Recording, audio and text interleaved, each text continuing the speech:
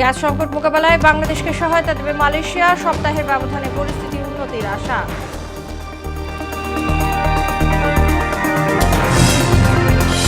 রাষ্ট্রপতি নির্বাচনে তফসিলের জন্য প্রস্তুত ইসি, এখনো চূড়ান্ত হয়নি শিডিউল, জানালেন সিইসি। বঙ্গভবনে ভারপ্রাপ্ত রাষ্ট্রপতির প্রথম দিন।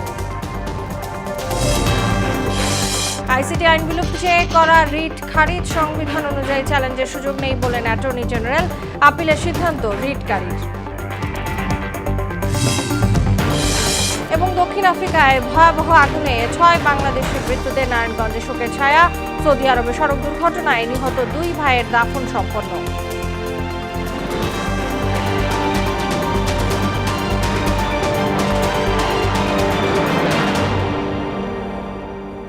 আসসালামু আলাইকুম, স্বাগত মোহনা সংবাদে। এতক্ষণ শুনছিলেন শিরোনাম, পুরো সংবাদের সঙ্গে আছি তাসনুবা বিনতে তাহের। গ্যাসের সংকট মোকাবেলায় প্রধানমন্ত্রী তারেক রহমানকে সহায়তার আশ্বাস দিয়েছেন মালয়েশিয়ার প্রধানমন্ত্রী আনোয়ার ইব্রাহিম। মঙ্গলবার সচিবালয়ে এক সংবাদ সম্মেলনে একথা জানান বিদ্যুৎ, জ্বালানি ও খনিজ সম্পদ প্রতিমন্ত্রী অনিন্দ ইসলাম অমিত। তিনি জানান, দুপুরে মালয়েশিয়ার প্রধানমন্ত্রী আনোয়ার ইব্রাহিমের সঙ্গে ফোনে কথা বলেছেন প্রধানমন্ত্রী। উদ্ভূত জ্বালানি সংকট মোকাবেলায় আনোয়ার ইব্রাহিম এবং মালয়েশিয়ার সহযোগিতা কামনা করেন তারেক রহমান। বলেন, আনোয়ার ইব্রাহিম আশ্বস্ত করেছেন সংকট নিরসনে যা কিছু করার সুযোগ আছে, দ্রুততম সময়ে টিম সংশ্লিষ্ট মন্ত্রণালয়ের সঙ্গে কথা বলে প্রধানমন্ত্রী তারেক রহমানকে অবহিত করবেন। আজকে বাংলাদেশ সময় দুপুর 2টায় মাননীয় প্রধানমন্ত্রী তারেক রহমান মালয়েশিয়ার প্রধানমন্ত্রী জনাব আনোয়ার ইব্রাহিমের সাথে ফোনে কথা বলেছেন। বাংলাদেশের এই উদ্ভূত জ্বালানি সংকট মোকাবেলায় তার এবং তার দেশের সহযোগিতা কামনা করেছেন। জনাব আনোয়ার ইব্রাহিম মাননীয় প্রধানমন্ত্রীকে আশ্বস্ত করেছেন তার তরফ থেকে এবং তার দেশের তরফ থেকে এই সংকট নিরসনে যা কিছু করার সুযোগ রয়েছেন তিনি দ্রুততম সময়ের মধ্যে তার টিমের সাথে কথা বলবেন, সংশ্লিষ্ট মন্ত্রণালয়ের সাথে কথা বলে মাননীয় প্রধানমন্ত্রীকে অবহিত করবেন। স্বাস্থ্যসেবায় আধুনিক প্রযুক্তি ব্যবহারে সরকার গবেষণা ও উদ্ভাবনকে সর্বোচ্চ গুরুত্ব দিচ্ছে বলে জানিয়েছেন প্রধানমন্ত্রী তারেক রহমান। প্রয়োজনীয় পরীক্ষা নিরীক্ষা, মান যাচাই ও উৎপাদনের ক্ষেত্রে সব ধরনের সহযোগিতার আশ্বাসও দেন সরকার প্রধান। আর ওষুধের উৎপাদন ব্যয় হ্রাস ও গবেষণা বৃদ্ধির লক্ষ্যে দেশে সিনথেটিক ল্যাব প্রতিষ্ঠা করা হবে বলে জানান শিক্ষামন্ত্রী আনম এহসানুল হক মিলন। মঙ্গলবার দুপুরে সচিবালয়ে প্রধানমন্ত্রীর সঙ্গে সভা শেষে একথা জানান তিনি। তানজিদ ভূঁইয়ার প্রতিবেদন। দেশীয় প্রযুক্তির ভেন্টিলেটর ও হাই ফ্লো অক্সিজেন মেশিন প্রস্তুতকারকদের সহযোগিতার আশ্বাস দিয়েছেন প্রধানমন্ত্রী তারেক রহমান। এছাড়াও দেশীয় প্রযুক্তিতে তৈরি 2টি মেশিন ব্যবহার উপযোগী ও বাজারজাত করতে সহযোগিতার আশ্বাসও দেন তিনি। মঙ্গলবার সচিবালয়ে মন্ত্রিপরিষদ বিভাগের প্রধানমন্ত্রীর কার্যালয়ে আয়োজিত সভায় এই আশ্বাস দেন প্রধানমন্ত্রী। এ সময় দেশীয় প্রযুক্তিতে তৈরি 2টি চিকিৎসা যন্ত্রের কার্যকারিতা, সম্ভাবনা ও ভবিষ্যৎ পরিকল্পনা তুলে ধরেন সংশ্লিষ্ট। এদিকে প্রধানমন্ত্রী তারেক রহমানের সভাপতিত্বে বাংলাদেশ প্রকৌশল বিশ্ববিদ্যালয় ও ইউজিসির প্রতিনিধি দলের সঙ্গে সিনথেটিক ল্যাব প্রতিষ্ঠা বিষয়ক সভা অনুষ্ঠিত হয়। পরে বুয়েটের রসায়ন বিভাগের সহযোগী অধ্যাপক আয়ুব আলী জানান, সিনথেটিক ল্যাবের মাধ্যমে ওষুধ খাতের কাঁচামাল উৎপাদনের পাশাপাশি এ বিষয়ে উচ্চতর পর্যায়ের শিক্ষার্থীদের কর্মসংস্থানেরও সুযোগ সৃষ্টি হবে। আমাদের যেরকম প্ল্যান ছিল, মাননীয় প্রধানমন্ত্রী সহ সবাই আরও উৎসাহ দিয়েছেন বড় আকারের ল্যাব করার। বাংলাদেশের শুধু বুয়েট না, যে কোনো ইউনিভার্সিটির ইভেন এই ফার্মাসিউটিক্যাল সেক্টরে যারা কাজ করেন, মানে সোজা কথা যারা বাংলাদেশে ওষুধ প্রডিউস করেন তারাও এখানে কাজ করতে পারবেন। র মেটেরিয়ালগুলো যদি আমরা বাংলাদেশে বানাতে পারি তাহলে ওষুধের দাম কমবে, বাংলাদেশের রিসার্চ ফিল্ড এনরিচ হবে এবং সবার জন্য একটা ভালো দিক। এ সময় সাংবাদিকদের প্রশ্নের জবাবে বুয়েটের উপাচার্য ডক্টর মোহাম্মদ শরীফুল ইসলাম বলেন, দেশে এ ধরনের ল্যাব প্রয়োজন, সিনথেটিক ল্যাব সম্পদে পরিণত হবে। পরিকল্পনা হচ্ছে বুয়েটে করবে, কিন্তু আসলে যেন সারা দেশের শিক্ষা ব্যবস্থা ইউটিলাইজ করতে পারে এবং মনে করেন ওষুধ শিল্পে ব্যবহার করতে পারে, সেইভাবে কিন্তু আমরা উদ্যোগ নেব। এটা শুধু বুয়েটের না, সারা দেশের জন্য একটা অ্যাসেট হবে। এ সময় শিক্ষামন্ত্রী জানান, ওষুধ খাতের উন্নয়নে দেশে ল্যাবটি প্রতিষ্ঠা করবে বাংলাদেশ প্রকৌশল ও প্রযুক্তি বিশ্ববিদ্যালয়। বুয়েট সমন্বয় করবে শিক্ষা ও স্বাস্থ্য মন্ত্রণালয় এবং বিশ্ববিদ্যালয় মঞ্জুরি কমিশন। দেশে মেডিসিনের উপরে ডেভেলপমেন্টের জন্য একটা সিনথেটিক ল্যাবের দরকার এবং এটা করলে আমাদের প্রোডাকশন কস্ট কমবে এবং রিসার্চ বেড়ে যাবে এবং chemistry, biochemistry, molecular chemistry, physics and pharmacy, they need this kind of lab for their research. It's a very important education ministry and এই আমাদের হেলথ মিনিস্ট্রি অ্যান্ড ইউজিসি আমাদের সমন্বয় হবে, বাট বুয়েট এটার উদ্যোক্তা। প্রধানমন্ত্রী তারেক রহমান নিজেও এ ধরনের বিশেষায়িত ল্যাব তৈরির প্রয়োজনীয়তা অনুভব করছেন বলেও জানান শিক্ষামন্ত্রী। মাননীয় প্রধানমন্ত্রী নীতিগতভাবে বিশ্বাস করেন এই ধরনের মডার্ন ল্যাব রিসার্চের জন্য আমাদের প্রয়োজন। তানজিদ ভুইয়া, মোহনা সংবাদ, ঢাকা। এই লিঙ্কেজ রাষ্ট্রপতি নির্বাচনের দিনক্ষণ এখনও চূড়ান্ত হয়নি বলে জানিয়েছেন প্রধান নির্বাচন কমিশনার এএমএম নাসির উদ্দিন। তবে এর জন্য কমিশন পুরোপুরি প্রস্তুত বলেও জানান তিনি। দুপুরে ভারপ্রাপ্ত স্পিকারের সঙ্গে বৈঠক শেষে এসব কথা বলেন তিনি। এ সময় তিনি আরও জানান, ভোটার তালিকার জন্য ইতোমধ্যেই চিঠি দেওয়া হয়েছে। মফিউর রহমানের প্রতিবেদন। নতুন রাষ্ট্রপ্রধান নির্বাচনের প্রক্রিয়া শুরু করেছে নির্বাচন কমিশন। এর অংশ হিসেবে সকালে সংসদ ভবনে আসে সিইসির নেতৃত্বে নির্বাচন কমিশন। পরে ভারপ্রাপ্ত স্পিকারের সঙ্গে বৈঠক অনুষ্ঠিত হয়। বৈঠক শেষে সিইসি বলেন, রাষ্ট্রপতি নির্বাচন নিয়ে ভারপ্রাপ্ত স্পিকারের সঙ্গে বিস্তারিত আলোচনা হয়েছে। নির্বাচনের জন্য ইসি পুরোপুরি প্রস্তুত আছে বলে জানান তিনি। রাষ্ট্রপতি নির্বাচনকে সামনে রেখে আমরা আলোচনা করেছি, প্রাথমিক আলোচনা হয়েছে। দিনক্ষণ এখনো ঠিক হয় নাই, আপনারা এটা যথাসময়ে জানতে পারবেন। নমিনেশন যদি আমাদের ওখানে সাবমিট করবে, ইলেকশনটা এখানেই করতে হবে। আপনি জানেন যে chief election commissioner is the returning officer, নির্বাচনী কর্মকর্তা হিসেবে কাজ করেন। এই সময় সিইসি আরও জানান, ভোটার তালিকার জন্য সংসদ সচিবালয়কে চিঠি দেওয়া হয়েছে। ভোটার তালিকা হয়েছে, ভোটার তালিকা নিয়ে বলেছে আমরা চিঠি দিয়েছি, ওনারা আমাদের কাছে ভোটার তালিকাটা দিবেন। আমরা আজকে চিঠি দিয়েছি ওনাকে। সাতক্ষীরা 4 আসনের সংসদ সদস্য গাজী নজরুল ইসলামের বিষয়ে জানতে চাইলে সিইসি বলেন, সংসদ থেকে চিঠি পেলে ইসি ব্যবস্থা নেবে। সাতক্ষীরার বিষয়টি আলোচনার বিষয়বস্তু ছিল না, ওনারা আমাদেরকে রেফার করলে তখন আর দেখা যাবে। এটা কোনো আলোচনার বিষয়বস্তু ছিল না। রাষ্ট্রপতি মোহাম্মদ শাহাবুদ্দিনের পদত্যাগ পরবর্তী 90 দিনের মধ্যে রাষ্ট্রপতি নির্বাচন করার বিষয়ে সাংবিধানিক বাধ্যবাধকতা রয়েছে। 22 অক্টোবরের মধ্যে করতে হবে নির্বাচন। মফিউর রহমান, মোহনা সংবাদ, ঢাকা। এদিকে ভারপ্রাপ্ত রাষ্ট্রপতির দায়িত্ব গ্রহণের পর প্রথম দিনের মতো বঙ্গভবনে অফিস করেছেন হাফিজউদ্দিন আহমদ। সকালে তিনি বঙ্গভবনের মূল ফটকে পৌঁছালে প্রেসিডেন্ট গার্ড রেজিমেন্ট পিজিআর এর সুসজ্জিত অশ্বারোহী দল অভ্যর্থনা জানিয়ে তাকে এসকর্ট করে নিয়ে যায়। এরপর বঙ্গভবনের ক্রেডেন্সিয়াল গ্রাউন্ডে সেনাবাহিনী, নৌবাহিনী, বিমান বাহিনী ও পিজিআর এর সমন্বয়ে গঠিত চৌকস দল গার্ড অফ অনার প্রদান করে। শেষে রাষ্ট্রপতি বঙ্গভবনের ঊর্ধ্বতন কর্মকর্তাদের সঙ্গে পরিচিত হন ও সংক্ষিপ্ত মতবিনিময় সভায় অংশ নেন। পরবর্তীতে বেশ কিছু গুরুত্বপূর্ণ দাপ্তরিক দায়িত্ব পালন করেন ভারপ্রাপ্ত রাষ্ট্রপতি। আন্তর্জাতিক অপরাধ ট্রাইব্যুনাল আইন চ্যালেঞ্জ করে বিলুপ্তি চেয়ে দায়ের করা রিট খারিজ করেছেন হাইকোর্ট। সকালে বিচারপতি খিজির আহমেদ চৌধুরী ও বিচারপতি রেজাউল হকের হাইকোর্ট বেঞ্চ রিট নিয়ে শুনানি শেষে তা খারিজ করে দেন। শুনানিতে অংশ নেয়া attorney general barrister Ruhul Kuddus Kajal বলেন, সংবিধান অনুযায়ী আইসিটি অ্যাক্টকে চ্যালেঞ্জ করার সুযোগ নেই। তবে হাইকোর্টে খারিজ হলেও এর বিরুদ্ধে আপিল করবেন বলে জানিয়েছেন রিটকারী আইনজীবী মোহসিন রশিদ। আগামীতেও অপব্যবহার হতে পারে। আজকে যারা এই দেশ পরিচালনা করছেন তাদের বিরুদ্ধে ও এটা ব্যবহার হতে পারে।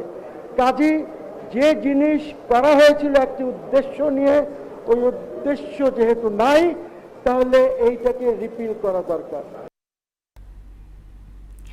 দুর্নীতি নিশ্চিত করতে রাষ্ট্রীয় প্রতিষ্ঠানগুলোতে বিএনপি দলীয় লোকজনদের নিয়োগ দিচ্ছে বলে অভিযোগ করলেন জামায়াতের সেক্রেটারি জেনারেল মিয়া গোলাম পরওয়ার। রাজধানী মগবাজারে সমসাময়িক ইস্যু নিয়ে সংবাদ সম্মেলনে একথা বলেন তিনি। দলীয় লোকের মাধ্যমে স্থানীয় সরকার নির্বাচনে প্রহসনের পায়তারা করছে বলে অভিযোগ করেন জামায়াতের এই নেতা। দলীয় বিবেচনায় নিয়োগ বাতিলের দাবি জানান তিনি। আর দলের সহকারী সেক্রেটারি জেনারেল হামিদুর রহমান আজাদ অভিযোগ করেন, আইন শৃঙ্খলা বাহিনীর চরম অবনতির কারণে ঢাকা শহরে বিভিন্ন স্থানে এখন উন্মুক্ত লাশ পাওয়া যাচ্ছে। রাজধানী মিরপুরে একটি কলেজের সীমানা দেয়াল ধসে 2 জনের মৃত্যু হয়েছে। এতে আহত হন 8 জন। ঘটনায় এলাকা জুড়ে শোক ও ক্ষোভের সৃষ্টি হয়েছে। আরো জানাচ্ছেন নুরুল আফসার দৃষ্টি। হঠাৎ বিকট শব্দ মুহূর্তে ভেঙে পড়ে রাজধানী মিরপুর বিশ্ববিদ্যালয় কলেজের সীমানা প্রাচীরের একটি অংশ। চাপা পড়েন পথচারী ও আশেপাশে থাকা বেশ কয়েকজন। ঘটনাস্থলে একজনের মৃত্যু হয়। আহতদের দ্রুত উদ্ধার করে হাসপাতালে ভর্তি করেন স্থানীয়রা। সেখানে আরো একজন মারা যান। পুরা শরীর ঢাইকা গেছে, দেওয়ালটা পইরা হঠাৎ করে দেয়াল ধাপাস করে পড়ে বেশ কিছু মানুষ নিচে পড়ে যায়। স্থানীয়দের অভিযোগ, দীর্ঘদিন ধরে দেয়ালটি ঝুঁকিপূর্ণ অবস্থায় থাকলেও কার্যকর ব্যবস্থা না নেয়ায় এমন দুর্ঘটনা ঘটেছে। এই ঘটনা যারা দোষী তাদের অবশ্যই চূড়ান্ত শাস্তি দিতে হবে। খবর পেয়ে ঘটনাস্থলে পৌঁছে পরিস্থিতি নিয়ন্ত্রণে আনেন পুলিশ ও ফায়ার সার্ভিসের কর্মীরা। আমরা তাৎক্ষণিক মেডিকেলে পাঠাই, পঙ্গু হাসপাতালে এবং 2 জন ঢাকা মেডিকেলে। ঘটনার কারণ খতিয়ে দেখছে কলেজ কর্তৃপক্ষ। নিহতদের পরিবারের প্রতি গভীর সমবেদনা এবং আহতদের চিকিৎসায় সর্বোচ্চ সহযোগিতার আশ্বাস দেন তারা। তো যে ডক্টরের সাথে আলোচনা করে আসছে, আমরা সমস্ত কলেজে যাদেরকে দেখছেন আমরা সবাই এতক্ষণ পঙ্গু হাসপাতালেই ছিলাম। দোষীদের বিরুদ্ধে ব্যবস্থা নেওয়া এবং ভবিষ্যতে এমন দুর্ঘটনা ঠেকাতে কার্যকর উদ্যোগ নেওয়ার কথা বললেন ডিএনসিসির প্রশাসক। সকলের সমন্বয়ে তাদেরকে আমরা সহযোগিতা করার ব্যবস্থা করব। নুরুল আফসার দৃষ্টি, মোহনা সংবাদ, ঢাকা। দক্ষিণ আফ্রিকার ইস্টার্ন কেপ প্রদেশের কুইন্সটাউনের এক দোকানে ভয়াবহ অগ্নিকাণ্ডে 6 বাংলাদেশি নিহত ও 1 জন আহত হয়েছে। মঙ্গলবার ভোরে এ দুর্ঘটনা ঘটে। এদিকে 15 জুলাই সৌদি আরবে সড়ক দুর্ঘটনায় নিহত 2 ভাইয়ের লক্ষ্মীপুরের কামারহাট মসজিদ মাঠে জানাজা শেষে দাফন সম্পন্ন হয়েছে। আজমির ইসলাম ও নাজিম উদ্দিন রিয়াদের তথ্য ও চিত্রে জানাচ্ছেন মিশাল বিনতে আনোয়ার। দক্ষিণ আফ্রিকার ইস্টার্ন কেপ প্রদেশের কুইন্সটাউনে একটি দোকানে ভয়াবহ অগ্নিকাণ্ডে 6 বাংলাদেশি নিহত হয়েছে। এই সময় দগ্ধ অবস্থায় আরেকজনকে হাসপাতালে ভর্তি করা হয়েছে। মঙ্গলবার ভোরে দোকানের ভেতরে ঘুমন্ত অবস্থায় এই অগ্নিকাণ্ডের ঘটনা ঘটে। নিহত 6 বাংলাদেশি নারায়ণগঞ্জ সদর উপজেলার বাসিন্দা। অগ্নিকাণ্ডের কারণ এখনও জানা যায়নি, তবে ঘটনাটি তদন্তাধীন রয়েছে বলে জানায় স্থানীয় পুলিশ।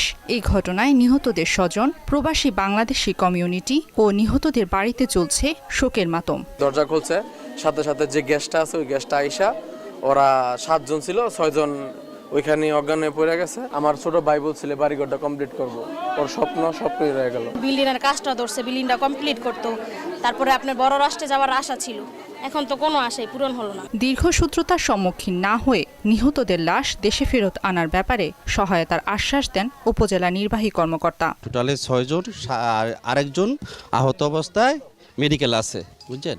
আর এখন যে আগুনের যে সূত্রপাতটা এখন কিভাবে হয়েছে এখন সুনির্দিষ্ট আমরা জানি না। দীর্ঘসূত্রতার সম্মুখীন না হয় এই জন্য অলরেডি আমরা প্রবাসী কল্যাণ শাখার যিনি সহকারী পরিচালক আছেন ওনার সাথে আমরা অলরেডি কথা বলেছি।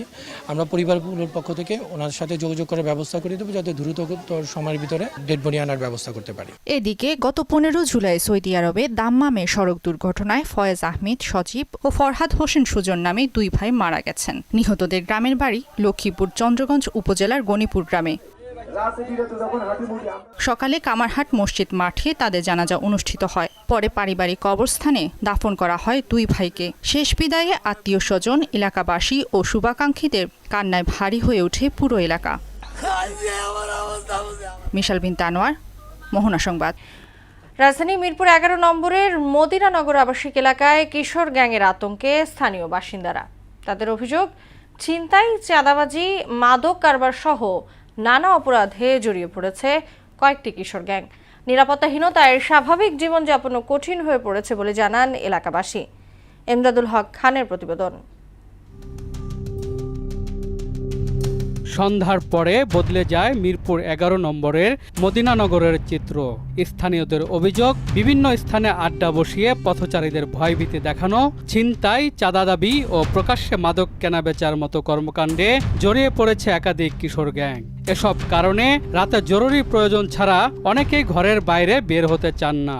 8টা-9টা পরের থেকে ভিতরে ওরা অবাধে বিচরণ করে, ওদের কিছু বলাও যায় না, বললে অগত্য ভাষায় গালাগালি করে। আর যে পরিমাণ মাদক ওরা সেবন করে ভিতরে। 2 মাস 4 মাস পরে একটা ফোন দিবে, হ্যালো জি 10 লাখ টাকা দিবি, না তো রাস্তা বাইরে দিম না। সোমবার রাতে চাঁদা না পেয়ে মদিনানগরের নির্মাণাধীন একটি ভবনে হামলা চালায় কিশোর গ্যাংয়ের সদস্যরা। এতে 3 জন গুরুতর আহত হয়। এর আগে ওই এলাকার সিসিটিভি ক্যামেরার সকল সংযোগ বিচ্ছিন্ন করে দেয় সন্ত্রাসীরা। 5-6 জন মানুষ আমার দাঁত মারা ধরে মানে আমার মার শুরু করছে। আমরা হলো গেছি সারাইতে গিয়ে হলো আমার এই জায়গায় বাড়ি পড়ছে, রড দিয়ে একটা বাড়ি দিছে। আয় আমারে ডাক দেয়, এই উঠ। আমি উঠছি, উঠে কয় যে তোদের নুঙ্গি মুঙ্গি যত যা আছে সব খোলার পরে আমাদের মোবাইল আর টাকা ছিল মানি ব্যাগে আমাদের সব নিয়ে গেছে। ভুক্তভোগীদের অভিযোগ, থানায় মামলা করলেও কোনো ব্যবস্থা নেয়নি পুলিশ। এমনকি ঘটনার সময় 999-এ ফোন দেয়া হলেও কয়েক ঘন্টা পর আসে পুলিশ। থানায় ফোন দেওয়ার পরে 1 ঘন্টা 1.5 ঘন্টার ভিতরে কোনো প্রশাসন পুলিশ আমরা পাই না। স্থানীয়দের মতে এলাকায় নিয়মিত আইনশৃঙ্খলা বাহিনীর টহল ও কিশোর গ্যাংয়ের বিরুদ্ধে ধারাবাহিক অভিযান চালানো হলে পরিস্থিতির উন্নতি সম্ভব। এলাকার মানুষ তো আছে শঙ্কিত। এখন আমি চাইতেছি বাংলাদেশ সরকার আছে এইসব সন্ত্রাসীদের একটা সুষ্ঠু শাস্তি দেওয়ার ব্যবস্থা করা হয়। এ ব্যাপারে জানতে মুঠোফোনে পল্লবী থানার ভারপ্রাপ্ত কর্মকর্তাকে একাধিকবার কল করা হলেও তিনি ফোন রিসিভ করেননি।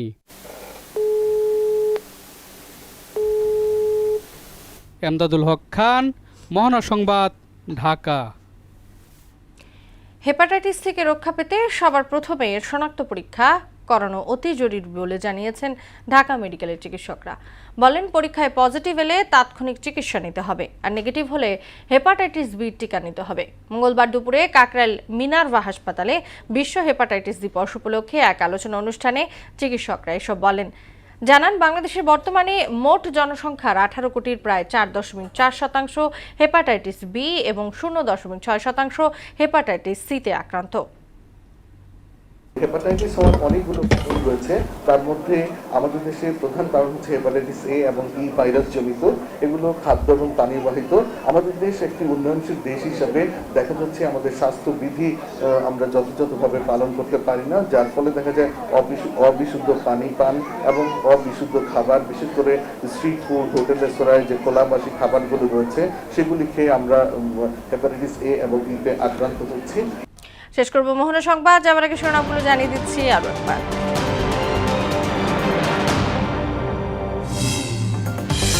গ্যাস সংকট মোকাবেলায় বাংলাদেশকে সহায়তা দেবে মালয়েশিয়া। সপ্তাহের ব্যবধানে পরিস্থিতি উন্নতির আশা। রাষ্ট্রপতি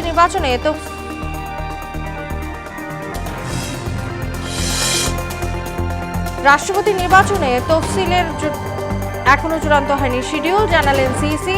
বঙ্গভবনে ভারপ্রাপ্ত রাষ্ট্রপতির প্রথম দিন।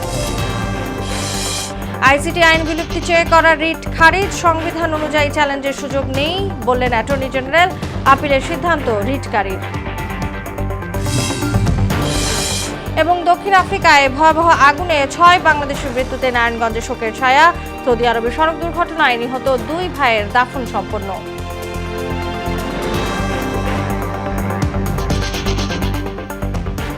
এই ছিল মোহনা সংবাদে। পরবর্তী সংবাদ রাত 12টায়। মোহনার সবশেষ খবর জানতে ভিজিট করুন www.mohana.tv। সংবাদ দেখতে পারেন ফেসবুক ও ইউটিউবেও। এতক্ষণ সঙ্গে থাকার জন্য ধন্যবাদ সবাইকে।